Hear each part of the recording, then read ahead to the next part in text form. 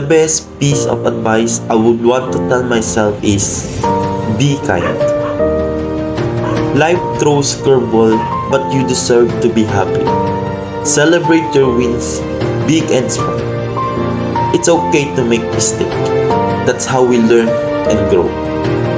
Always learn new things. Mistakes are okay. Just learn from them. Keep getting better every day. Never stop learning. The world is full of amazing things to discover. Whether it's a new skill, a different perspective, or just a fun fact. Keep challenging yourself and feeding your curiosity. Work hard but have fun. College is a time to learn and grow. But it's also important to relax and enjoy the experience. Make time for friends, activities you love, and getting enough sleep.